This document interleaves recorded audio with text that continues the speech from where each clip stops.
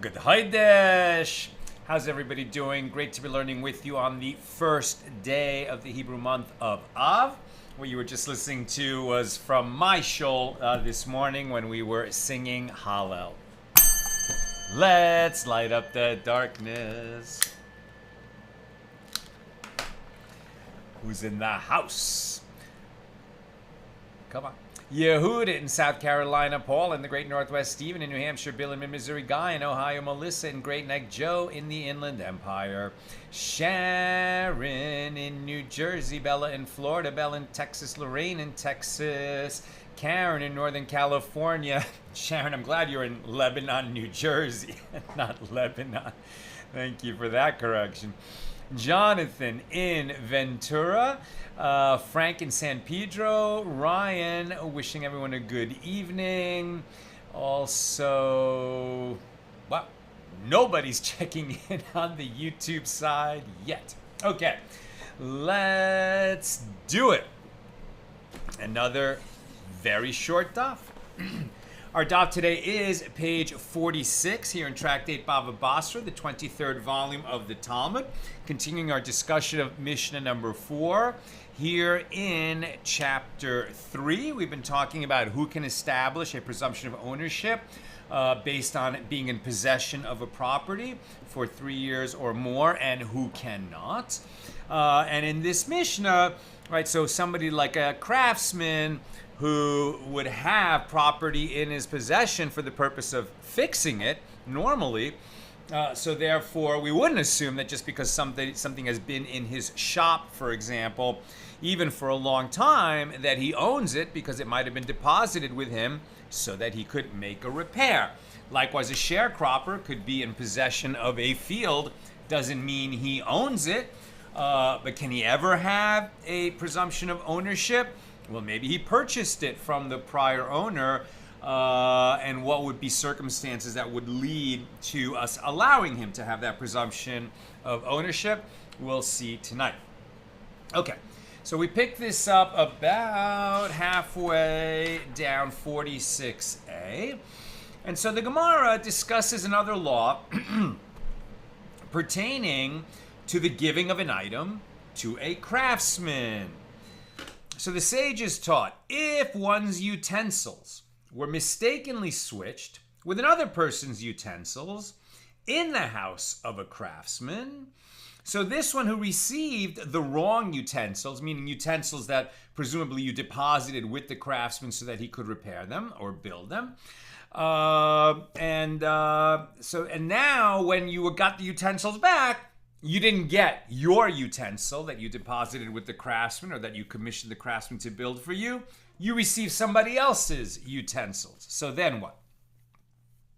So if one's utensils were mistakenly switched with another person's utensils in the house of the craftsman, so this one who received the wrong utensils may use them until the time when that one, like the other person who received your utensils, comes and takes his.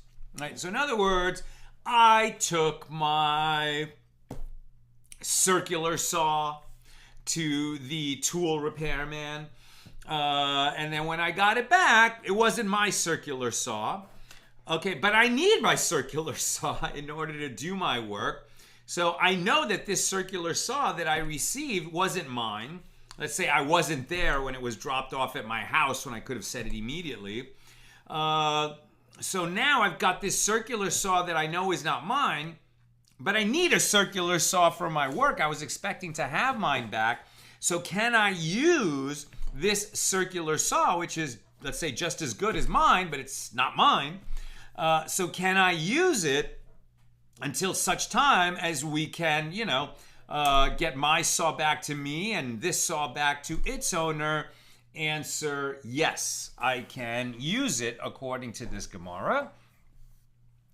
But if his utensils and another person's utensils were mistakenly switched in a house of mourning or in a house of a wedding feast, then this one who took the wrong utensils may not use them in the interim, i.e. until the time when that one whose utensils he took comes and takes his. And so the Gemara asks, well, what is different in the first clause that he may use the utensils, and what is different in the latter clause where he may not use them? So Rav said, I was sitting before my uncle, Rav Chia, and he said the explanation to me. And is a person not likely to say to the craftsman, sell my cloak for me after you finish repairing it? It is possible that the craftsman mistakenly sold the utensils of another client instead and gave to that other client the utensils that should have been sold. Right? So in other words, the guy whose circular saw I ended up with, why did I end up with it? Because that guy said, listen, fix this circular saw, but you know what? In the meantime, I got a newer model. So after you fix it, you can sell it for me. And then you can take a commission on that. And so the craftsman understood he was going to repair that circular saw and sell it. By mistake, he sold mine and he delivered to me this one that should have been sold. Since the owner of these utensils received the money from the sale of the other client's utensils, the craftsman has a right to give the remaining utensils to the other client in the interim. This reasoning, however, would not apply in the case of a house of mourning or a wedding feast, where one simply took utensils belonging to another. So in other words, by the craftsman, circular saws are somewhat fungible items. A mistake can be made, but where, what does a circular saw have to do with the house of a wedding feast or a house of mourning? Okay, a lot of people came there. Two of us happened to have circular saws that we left in the cloakroom, and somebody took mine, and I ended up with his. Okay, well, that was obviously a mistake that was made. There is no explanation other than that it was a mistake, and we shouldn't use each other's saws. We should just make it our business to, as quickly as possible, undo the error. Now, Rav Chia, the son of Rav Nachman, said, they taught that it is permitted to use the utensils only if the craftsman himself gave them to his customer, as in that case, the above reasoning applies. But if the craftsman's wife or children gave them to him, the customer may not use the utensils, as it is likely that they were given to him in error. It's not that the craftsman sold one tool and then delivered another, and he made a calculation that this should work.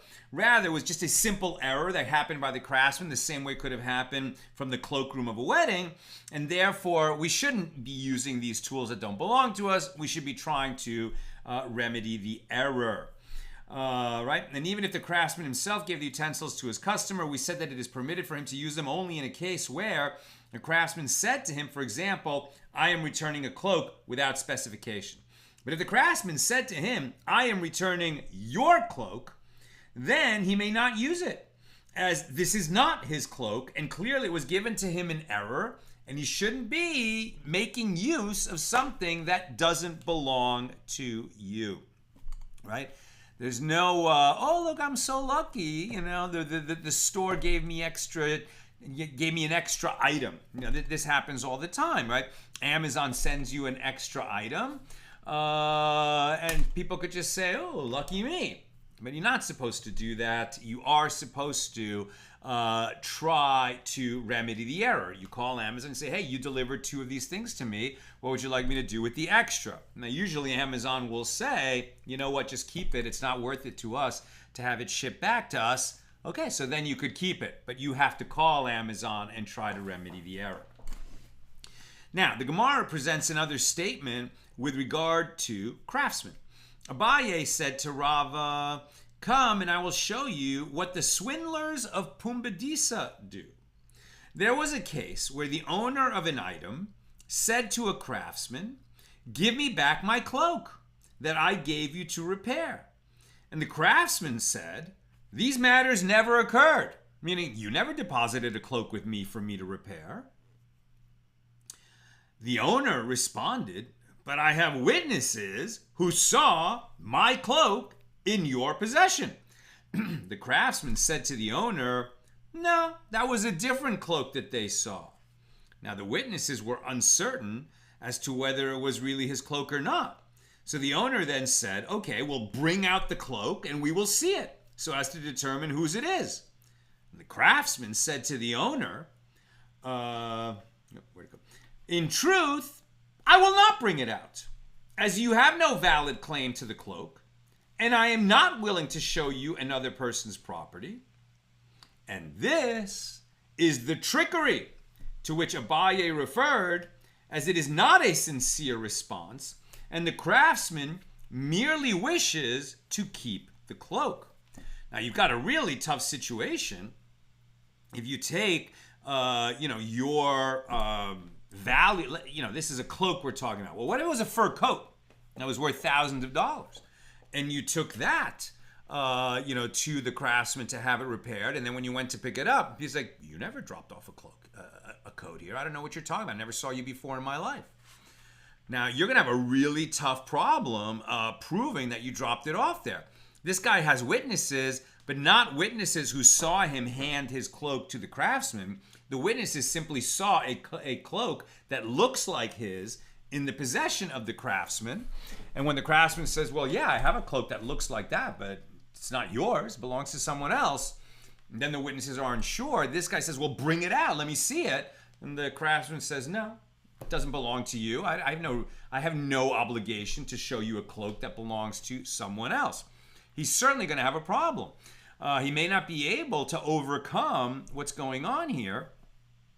Obviously, he, can damage the reputation of this guy if indeed he received something to make a repair and now he's stealing it, if that's what's going on. But let's keep reading. Rava, so according to Abaye, this repairman is a swindler and a thief, and he received a cloak to repair it, and now he's claiming he never got it because he's stealing it. That's how Abaye interprets this. Rava said to Abaye, the craftsman is speaking correctly to the owner, and his claim will be accepted. Really? Now we're on page 46b. As it is taught in the earlier Baraisa that the owner has a valid claim only when he and witnesses saw his cloak in the possession of the launderer and can definitively identify it. He cannot state a claim based on the mere possibility that it is his. And this actually validates the claim of the craftsman of Pumbedisa. Now Rav Ashi said, and if the owner is clever, he will render the situation into one of his having seen his cloak, as the owner can say to the craftsman, why are you holding my cloak?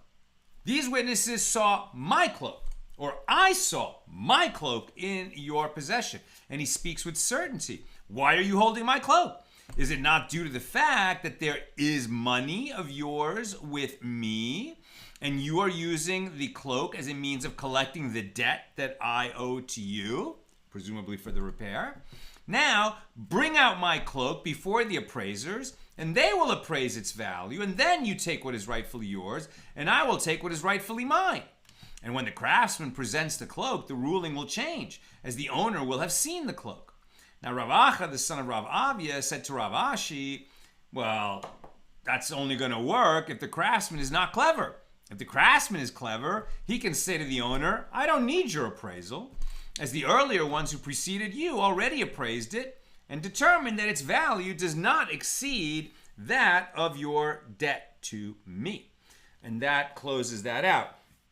I mean, you certainly don't want to ever be in a position where you're working with a repairman or any kind of guardian that you're going to deposit an item with him and you have reason to suspect that he may be dishonest, because you'd be in a real pickle to get your property back from such a person. Hopefully such a person wouldn't remain in business long if he truly is a crook, but it certainly would be a problem.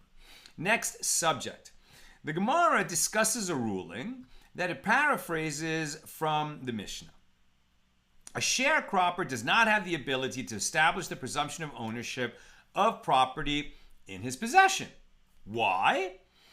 Isn't it so that until that time, while he was definitely working as a sharecropper, he consumed only half of the produce of the land or whatever his arrangement was with the owner, right? What does a sharecropper do? He does all the work. He doesn't own the land. So he has some kind of a division of the produce between himself and the owner of the land. Here they're saying 50-50. Okay, so the sharecropper was working that land. He kept half the produce, and the other half he gave to the owner of the land. And now, for the last 3 years, he was keeping all of the produce for himself. Why was he keeping all the produce for himself? It must be that he bought the land from its prior owner. That's why he's no longer dividing it. For the last 3 years, he has been in possession of the land, keeping all of its produce. So why shouldn't he have a presumption of ownership based on that? And Rabbi Yochanan says the ruling of the Mishnah is stated with regard to family sharecroppers. Now, this type of sharecropper who works for a family for many years gathers all of the produce into his property and then returns the landowner's share. Therefore, his collecting all of the produce into his property does not establish the presumption of ownership. In other words, from witnesses looking on, how would it look different? You know, you could say, well, the witnesses used to see that the owner of the field would come along and take half the produce. Or when the sharecropper harvested the produce, he made 2 piles. And, you know, the owner of the field took 1 pile and the sharecropper kept the other pile. And for the last 3 years, there's only been 1 pile. But maybe it's the type of sharecropper that always made 1 pile. And the owner of the field would get paid with money later on or would collect at some later time. And the fact that there was only 1 pile and that the sharecropper looked like he was keeping all of it actually can't establish a presumption of ownership, because even when he was just a sharecropper, it looked the same way as it looks now when he claims that he's been the sole owner for the last 3 years, but we don't really have a visual distinction in his behavior. Now, Rav Nachman says a sharecropper who installed other sharecroppers in his place, he has the ability to establish the presumption of ownership. And what is the reason? It is that it is not common for a person to see that unknown sharecroppers have been installed in his land and that he remains silent. If the prior owner did not lodge a protest, it indicates that he must have sold the field to his sharecropper. Now the former sharecropper is the owner, and the current, the former sharecropper, now owner, he has brought in new sharecroppers. And since the prior owner didn't object to that, it's because the sharecropper became the owner. He brought in these new sharecroppers, and why was he able to do that? Because he's the owner. So therefore, we should allow him to have a presumption of ownership. Rabbi Yochanan says, a sharecropper who divided among different sharecroppers does not have the ability to establish the presumption of ownership by that act. What is the reason? It is that one can say that the landowner merely appointed him as an administrator. Yeah, he was the sharecropper, and then he became the head sharecropper and brought in other sharecroppers. Doesn't mean he became the owner. Now the Gemara relates, Rav Nachman bar Rav Chisda sent this message to Rav Nachman bar Yaakov. Our teacher, instruct us. Can a sharecropper testify with regard to the ownership of a field of which he is a sharecropper, or can he not testify as he is biased in his testimony? Right? You could have a sharecropper who's been working as a sharecropper on a field for many years, and the owner at some point sold the field to a new owner, and that owner, the new owner, kept the sharecropper on. So outwardly nothing changed. The sharecropper was the sharecropper before, and he's still the sharecropper. But the ownership of the field changed from the prior owner to the current owner. So the question is, the sharecropper, who's probably in the best position to know who the owner is, because he shares crops. He shared crops with the prior owner, and now he shares crops with the current owner. So if the current owner needed to prove that he is the actual owner, can the sharecropper testify on his behalf that this new owner is indeed the owner? Well, as we've seen, you cannot testify as to a purchase and sale if you yourself have some kind of a stake in the outcome of that litigation. So the question is, this sharecropper who used to give half his crops to the prior owner, who now gives half his crops to the current owner, does he have some kind of a stake in the outcome of proving that the current owner is indeed the current owner? Let's keep reading. Rav Yosef was sitting before Rav Nachman bar Yaakov and said to him, this is what Shmuel said, a sharecropper can testify. Rav Nachman bar Yaakov said to him, but isn't it taught in a Baraisa that a sharecropper cannot testify? Rav Yosef answered, it is not difficult, la kashya. This Baraisa, which states that he cannot testify, is referring to a case where there is produce on the land right now. Therefore, he is biased in his testimony, as if the current owner will lose possession of the land, the sharecropper will lose his right to consume that produce. Because he might be kicked off by whoever this other owner is that's going to claim the land, and he might bring in a new sharecropper. So, of course, this sharecropper has a vested interest in keeping the status quo. And that statement of Shmuel that a sharecropper may testify, this is referring to a case where there's no produce on the land currently. So the sharecropper has no guarantee that he'll be brought back next year, so he can testify. I don't know. Doesn't he have, even when there's no produce on the land, an interest in keeping the owner who's allowed him to be the sharecropper for the last 3 years, that he should stay the owner so that he can keep this arrangement going? I would think that, that might be a vested interest and therefore disqualifying from testifying. But it's certainly not going to be as strong an interest as if the produce is sitting on the land right now that the sharecropper worked all season to bring to that land.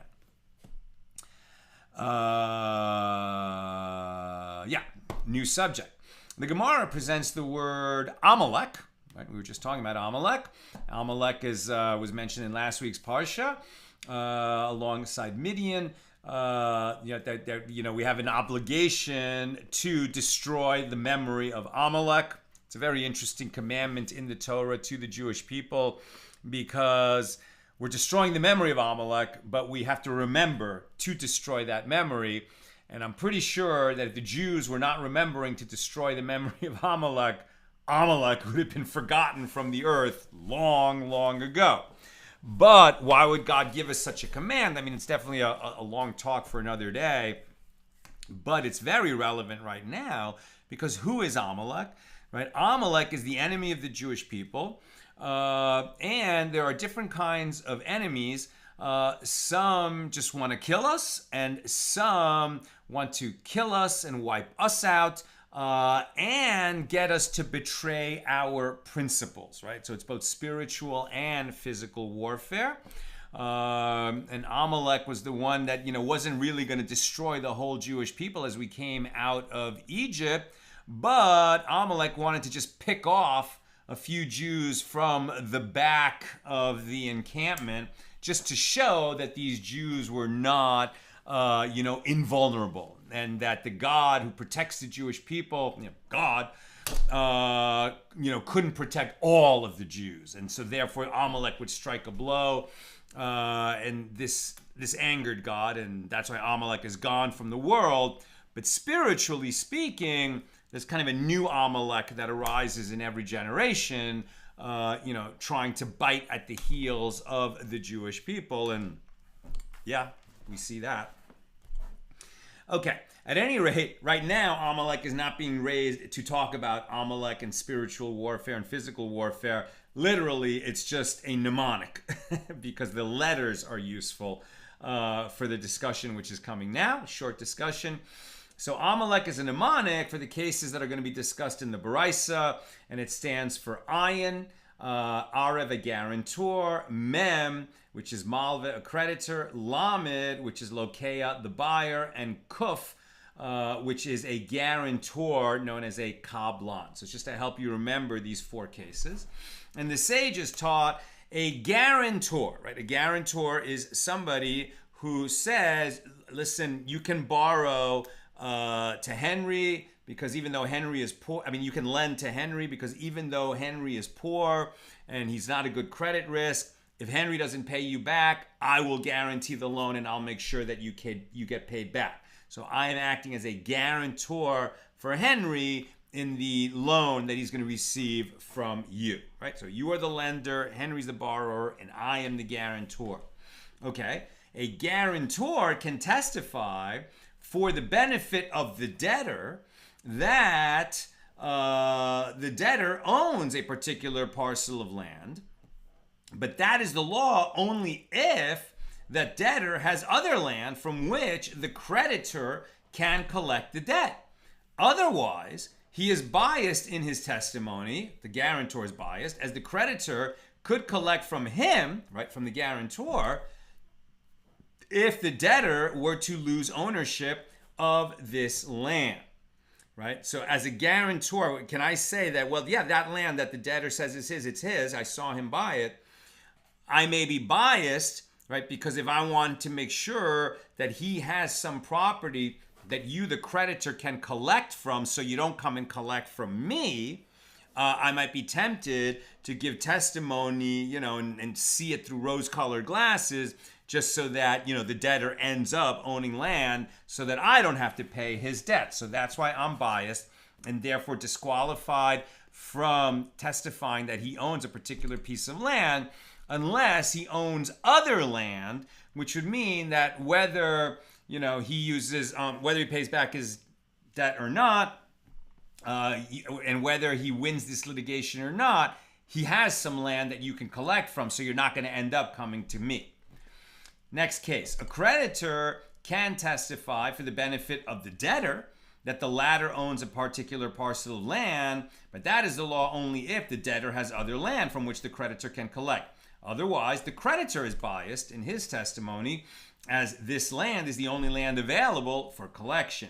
Similarly, if two people purchase land from one seller, the first buyer can testify for the benefit of the second buyer if someone else were to claim that the land was his. But that is the law only if the second buyer has other land that he purchased from the same seller, either concurrent with or subsequent to the first buyer's purchase of the land in question. A creditor of the seller can collect a debt from the land that the seller sold most recently. Therefore, if the second buyer purchased only the land in question from the seller, the first buyer is biased in his testimony, as the second buyer's ownership of the land prevents the creditor from collecting a debt from the land from the first buyer. Again, it's kind of complicated, but the point is, if I have something to gain or lose by testifying that so-and-so, I witnessed that he purchased a certain piece of land and he's been using it, if I have any kind of a stake in the outcome of that question, then I cannot testify. I'm almost done. We're at the top of 47a with the fourth case of these four described by the mnemonic Amalek. Just reload this. Top of 47a. So with regard to an unconditional guarantor, known as a kablan, from whom the creditor can collect even if the debtor is able to repay the loan, some say that he can testify. In other words, an unconditional guarantor is one that the creditor can just go to for payment whether or not the debtor himself is able to repay the loan. So can he testify? Can the unconditional guarantor testify? So some say that he can testify on behalf of the debtor if the latter owns other land, and some say that he cannot testify even if the debtor owns other land. And the Gemara explains, some say that he can testify because he is like a guarantor, and some say that he cannot testify as it is preferable for him that both fields be in the debtor's possession, so that when a creditor comes to collect the debt, he will take what he wants and not collect from the unconditional guarantor. Again, does this person testifying have something to gain from the outcome? If so, he's biased, he's disqualified. If he has no stake in it, he may testify. That's what I've got for today. Nina's telling me no questions. Late breaking question. Bill says, I ended up with 2 copies of a book that I ordered for my master's thesis, and I confess, I said, oh, how fortunate, and gave one away as a gift. Actually, I ended up with 2 copies of 2 books in this way and gave the extra ones as gifts to interested friends both times. Now you might say, oh, so Bill did nothing wrong because he didn't keep the book, right? And he just gave it to someone else. Maybe that guy who ended up with the book should not notify Amazon, and say, hey, Bill received 2 books. Are you sure you don't want it back? But the thing is, right, what we have to remember, and I've made the same mistake before too, but what we have to remember is, even if we didn't end up keeping that second book and we gave it away, but when you give a gift to someone, that is a benefit to you, right? That's the benefit of choosing whom to give something to, the benefit of, the gratitude that they, and the good feeling that they would feel toward us. That is a benefit to us. So, when Amazon sends an extra product, it is good to check in with Amazon and say, what do you want me to do? You sent me 2. They'll tell you to keep it, but you've covered yourself morally and spiritually if you reached out and said, hey, you sent me 2. Sharon says, I've had that happen, but it was because I forgot that I'd already bought it and bought it again. I did the same thing and gave it as a gift. Ironically, it was a reference book used for studying Talmud called Jastrow Dictionary of Aramaic. I gave it to my friend's son who was going to rabbinical school. Yeah, if I had $1 for every time I bought something a second time because I forgot I bought it the first time. All right, my friends, that's what I've got for us today.